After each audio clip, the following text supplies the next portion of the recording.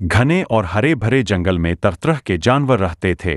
उसी जंगल का राजा था शेर, बहादुर, ताकतवर और अपने रौब के लिए मशहूर। जंगल में ही एक हाथी भी रहता था, जो बहुत बड़ा, समझदार और शांत स्वभाव का था। वहीं दूसरी ओर एक गधा भी रहता था, जिसे सभी जानवर कमजोर और बेवकूफ समझते थे, लेकिन गधे का दिल बहुत साफ था और वह मेहनती भी था। एक दिन जंगल में भयंकर सूखा पड़ गया। नदी सूखने लगी, पेड़ों की पत्तियां झड़ने लगीं और खाने पीने की चीजों की भारी कमी हो गई। शेर ने सभी जानवरों की सभा बुलाई।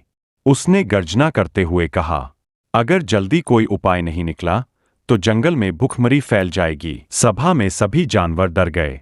कोई कुछ बोलने की हिम्मत नहीं कर पा रहा था। तभी हाथी आगे बढ़ा और बोला, महाराज, हमें मिलकर काम करना होगा। जंगल के दूर दक्षिण में एक बड़ी नदी है। अगर हम वहां तक रास्ता बना लें तो पानी और हरियाली वापस आ सकती है। शेर को हाथी की बात समझ में आई, लेकिन रास्ता बहुत लंबा और खतरनाक था। जंगल के बीच में पहाड़, दलदल और कांटेदार झाड़ियां थीं। शेर सोच में पड़ गया। तभी गधा धीरे धीरे आगे आया। सब जानवर हंसने लगे। यह गधा क्या सलाह देगा? लेकिन गधे ने शांत स्वर में कहा, महाराज, मैं रोज जंगल के अलग अलग हिस्सों में घास ढूंढने जाता हूं। मुझे कई छुपे हुए रास्तों का पता है।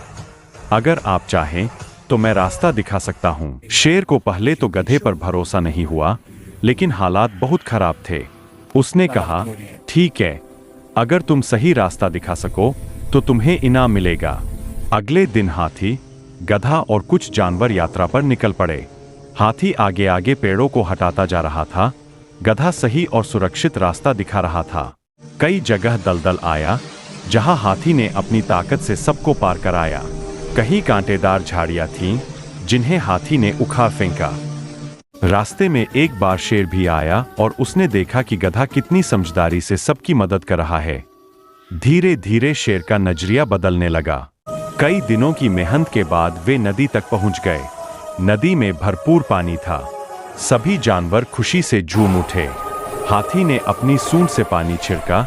गधा खुशी से रेंकने लगा। शेर ने सबके सामने कहा, आज मुझे समझ आया कि ताकत के साथ साथ बुद्धि और मेहनत भी जरूरी होती है। गधे को हमने बेवकूफ समझा, लेकिन असली काम उसी ने किया। नदी से जंगल तक रास्ता बना दिया गया। धीरे धीरे पानी जंगल में आने लगा। पेड़ फिर से हरे हो गए और जानवरों की परेशानी खत्म हो गई। उस दिन के बाद जंगल में कोई भी गधे का मजाक नहीं उड़ाता था। शेर ने उसे सम्मान दिया और हाथी को अपना सलाहकार बना लिया। किसी को कमजोर समझकर उसका अपमान नहीं करना चाहिए। हर किसी में कोई न कोई खास गुण होता है और मिलकर काम करने से हर मुश्किल का हल निकल सकता है।